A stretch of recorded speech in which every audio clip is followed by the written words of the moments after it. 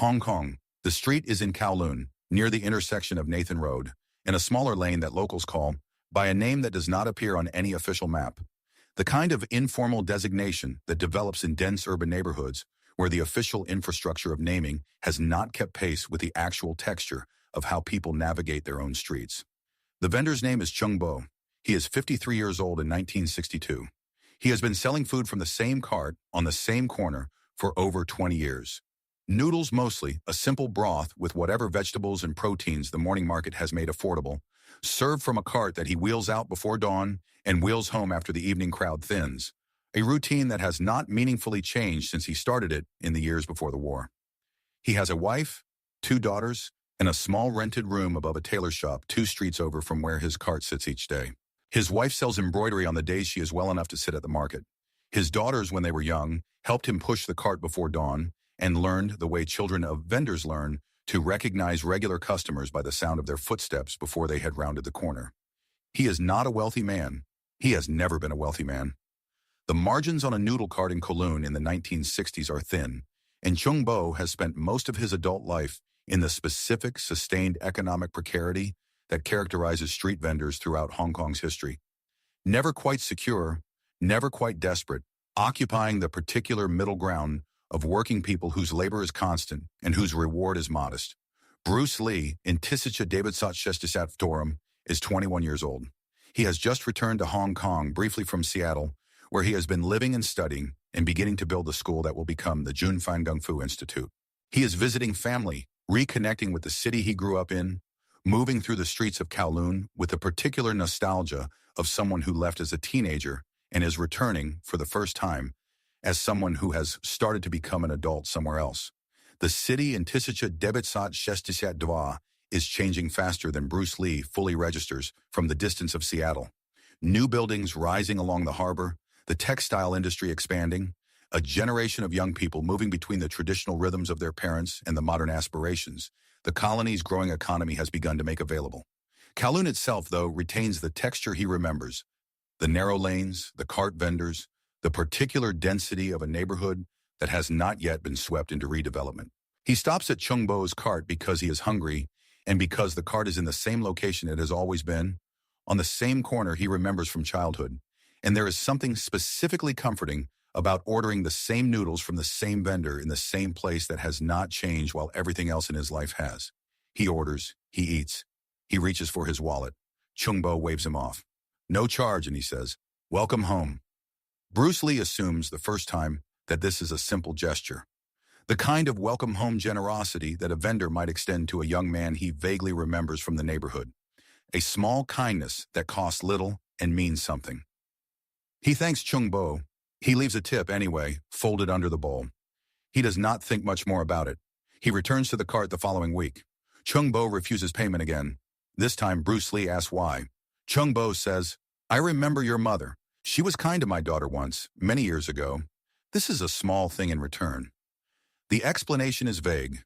No specific incident, no detailed account of what kindness was extended or when. Bruce Lee does not press the point. He thanks Cheung Bo again, leaves another tip, and continues with his visit. Over the following years, as Bruce Lee returns to Hong Kong periodically for visits, and then more permanently as his career in film begins to develop in the late 1960s and early 1970s, he returns to Cheung Bo's cart whenever he is in Kowloon. Cheung Bo never lets him pay. The pattern repeats for 10 years. If you love Bruce Lee stories, subscribe. I post rare stories every day. By 1972, the pattern has become something between a joke and a genuine point of frustration for Bruce Lee.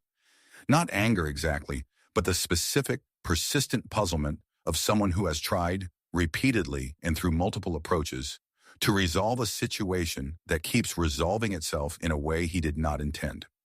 He has, over the 10 years, tried several strategies. He has tried simply leaving money on the cart and walking away before Cheung Bo can object. Cheung Bo, on at least 2 occasions that Bruce Lee is aware of, has found a way to return the money, once by sending it with a neighborhood child to Bruce Lee's family's address, once by simply refusing to acknowledge it had been left and serving the next customer as though the cart's accounts were already settled.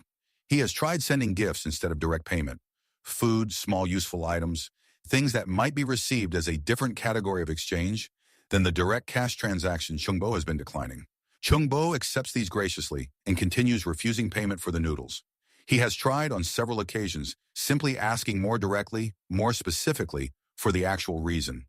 Cheung Bo's answers have varied slightly over the years, but have maintained the same essential vagueness. A kindness from Bruce Lee's mother, an old debt, a gesture that does not require explanation, because gestures of this kind, in Cheung Bo's understanding of how such things work, are not supposed to require explanation. By 1972, Bruce Lee, now one of the most successful film figures in Hong Kong, with a level of public recognition that makes ordinary interactions increasingly complicated, has continued visiting the cart whenever his schedule allows. A small ritual of continuity in a life that has otherwise been transformed almost completely from what it was in 1972. He brings his daughter Shannon, 4 years old, on one visit in the spring of 1972.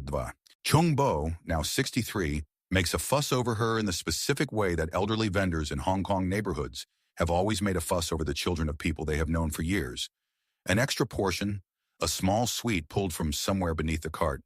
The particular generosity that the very young receive from people who have spent decades in the same small geography and have developed, in that time, a kind of communal grandparenthood toward the neighborhood's children. Bruce Lee watches this. He says afterward, while Shannon is occupied examining something on the cart that has caught her attention, "Cheung Bo, I need to ask you something, and I need you to actually answer me this time." Cheung Bo looks at him. "What is the real reason you've never let me pay? In 10 years. I know it's not just my mother. Tell me the truth." Cheung Bo is quiet for a long moment. He looks at Bruce Lee, really looks, in the specific way that people who have known each other for a long time sometimes finally look at each other directly, after years of the easier, more glancing interactions that daily familiarity usually produces. He says, "Sit down. This will take a few minutes." Bruce Lee sits on the small stool that customers use at the cart. Cheung Bo begins. He says, "In Tisha David Sat Pat Disat David, my daughter May was 16 years old. She was walking home from her job at a textile factory, late after a shift that had run longer than expected. 3 men followed her into an alley near here. You would have been about 18. You were already known in the neighborhood. Not famous the way you are now, but known the way young men who study martial arts seriously become known in a neighborhood. People talked about you." He pauses. "I did not know any of this happened until afterward," he says. "I was not there. I have only what May told me, and what the men later said, and what the neighbors who saw the end of it described." He continues. "You were walking home from somewhere. Your training, probably, or a friend's house. You heard something in the alley. You went to look. The 3 men ran when they saw you coming. May told me later that she did not think you recognized her. She was 16. You were 18. You did not know each other well. You were a few years apart in a neighborhood where children grow up quickly and don't always cross paths even when they live close by." He pauses again. "She told me a young man came into the alley, said something to the men that made them leave very quickly, walked her the rest of the way home, made sure she was safe, and left without telling her his name. She did not find out it was you until almost a year later, when she saw you at a demonstration in the neighborhood and recognized your face. If you love Bruce Lee stories, subscribe. I post rare stories every day." Bruce Lee is quiet. He says after a long moment, "I don't remember this." Cheung Bo nods. "I believe you," he says. "May told me you did not seem to think much of it at the time. You did what needed to be done and continued on your way. For you, it may have been a small thing, a moment among many moments, not significant enough to remember a decade later." He looks at Bruce Lee directly. "For me, it was not a small thing," he says. "It was my daughter. She came home safe because a young man I did not know happened to be walking by and chose to act instead of walking past." He is quiet for a moment. "When you came to my cart in Tisha David Sat Shustisat Dava, I did not recognize you immediately," he says. "It took me a few minutes while you were eating to place your face, to remember where I had seen it, and then to remember May's description of the young man from the alley 3 years earlier. By the time I was certain, you had already finished eating and were reaching for your money." He shrugs, a small gesture. "What was I supposed to do?" he says. "Take payment from the man who saved my daughter? I decided in that moment that I would never charge you again, for as long as I had this card and you were in Hong Kong to visit it. I did not tell you why, because I did not want you to feel obligated to keep visiting or to feel that the free food came with strings attached. I wanted it to simply be what it was. Gratitude given freely, the way you gave what you gave freely. Bruce Lee sat with this for a long moment. He has, by his own admission in the conversation that the editor's account preserves in fragments, no specific memory of the alley, no recollection of a 16-year-old girl he walked home one evening in Tisicha Davidsat Pitdesat David. It is, by his own description, exactly the kind of thing that he might have done without particularly registering it as significant. An instinctive response to a situation that required intervention, performed and then set aside, the action itself more important to him in the moment than any memory of having performed it. He says eventually, "I wish I remembered it. I wish I could tell you something specific about that night." Cheung Bo says, "You don't need to remember it. I remember it enough for both of us. And May remembers it. She is 30 now, married with 2 children of her own. She still talks about it sometimes, about how frightened she was, and how quickly it ended once you arrived, and how she went the rest of her life feeling slightly safer in the world because she had seen once that there were people who would intervene for a stranger without being asked." He looks at Bruce Lee. "You gave her that," he says. "Not just the safety that night, the knowledge for the rest of her life that the world contained people like that. That is worth more than 10 years of noodles. It is worth more than I could repay if I fed you for free for the rest of both our lives." Bruce Lee was quiet. He said finally, "Then let me at least pay for Shannon's portion. Let this be something we share, instead of something I only receive." Cheung Bo considered this. He said, "I can accept that." He held out his hand. Bruce Lee paid for 1 bowl of noodles, Shannon's, for the first time in 10 years. Cheung Bo accepted the money with the specific gravity of someone marking a small but meaningful adjustment to an arrangement that had mattered to him for over a decade. Bruce Lee continued visiting the cart for the remaining months of his life. He never let Cheung Bo explain the debt away or diminish what it represented. He understood by Tisicha Dibatsat Semdisitva that the free noodles had never really been about noodles, and that the gesture, however small in material terms, had been carrying something for Cheung Bo that the man needed to carry, a way of completing an obligation that he had felt deeply for over a decade. He told the story to very few people. The film editor who eventually preserved the account heard it secondhand, through Linda Lee, years after Bruce Lee's death. Bruce Lee had mentioned it to her once, in the months after the conversation with Cheung Bo. In the particular quiet way he discussed things that had moved him without quite knowing what to do with the fact of being moved.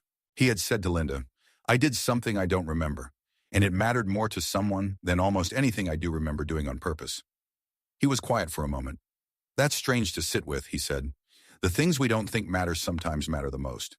And the things we work hardest to make matter sometimes don't, in the end, matter as much as we hoped. Be water. Act when action is needed, without calculating the weight of the action or anticipating what it might be worth to someone else.